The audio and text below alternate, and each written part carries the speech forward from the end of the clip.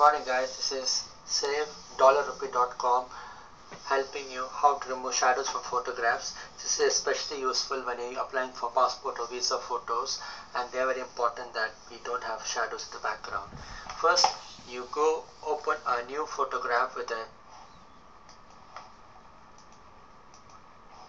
shadow. This is very obvious here. You open it here, and this is the photo which I got off the net. And if you look at the shadow, it's quite big, and this will definitely not be accepted.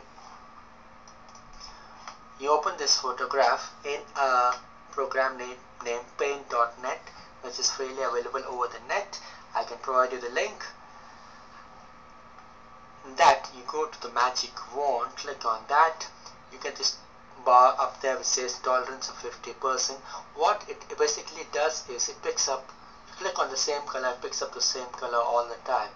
You click on this aspect, it's picked up exactly all the background, exactly avoiding the person because the background has a different color. If you click on delete, it deletes the whole color. Now click on this black shadow. Now the problem with this black shadow is the hair is also darker, so it tends to overlap that bit. So in that case, what you need to do is make sure you reduce the tolerance further and see how it picks up. Here it seems to have done a reasonable job. Click here. It seems to be doing a good job. Click here. Let's click here. There it's overlapping. Okay, it's going to on the hair there. Okay, here it seems to be going on the hair. Reduce it a bit further and see how it does. And if you click here, there is in a small job. That's not a problem. There it doesn't seem to be overlapping much, so you can delete that. You can click here. It's not overlapping on the person. So click on that. Okay, there. You can click it here. No problems. Okay, increase it a bit further and see how it responds. You can do that. Not a problem. Increase it a bit further, 24%. There it seems to be okay. It's not overlapping on the person's head. That's good. That's perfect. And you can increase it a bit further and see how it picks up. Okay, there it seems to be alright. And if you click on this, there, avoid that.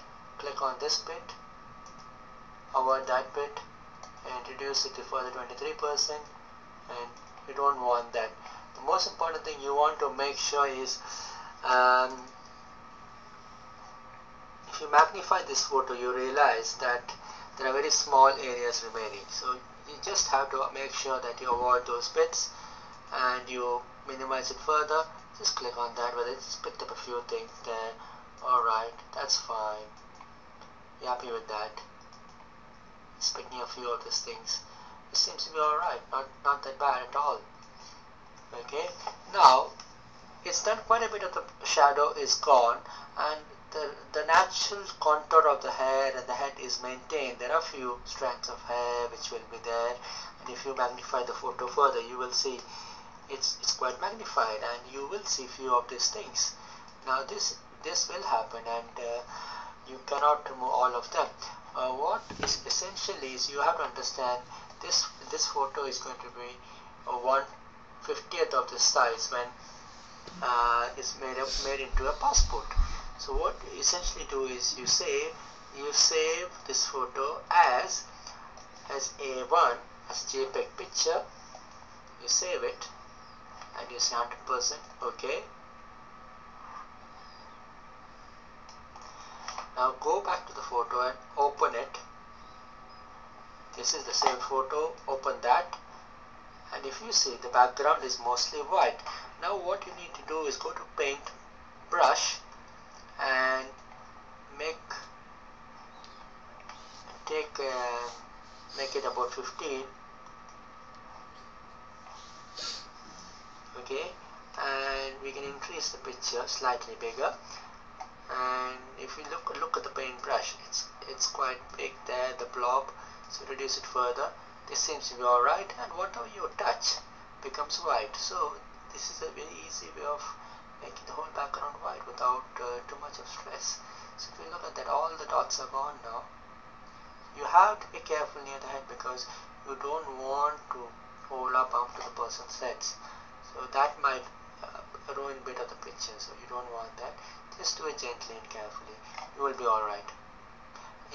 Most important thing to realize is this picture is very magnified, and the final picture is going to be 1/20th of this size, and all these blemishes and what you can see is quite magnified, so you are not really going to see any of this in the final picture. Make sure you reduce the paintbrush to small size when you're doing the smaller bits, so that you don't overlap onto the person. So if you look around, so that's what it is. He's done a good job.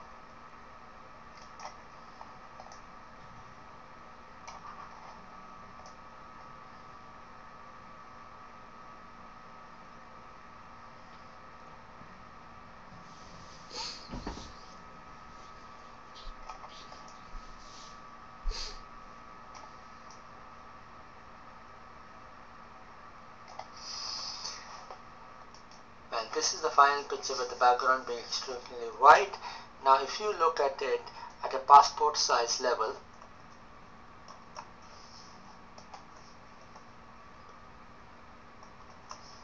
which is this, which will be easily accepted by the Home Office, and I'm going to save this as a to the desktop. Save OK.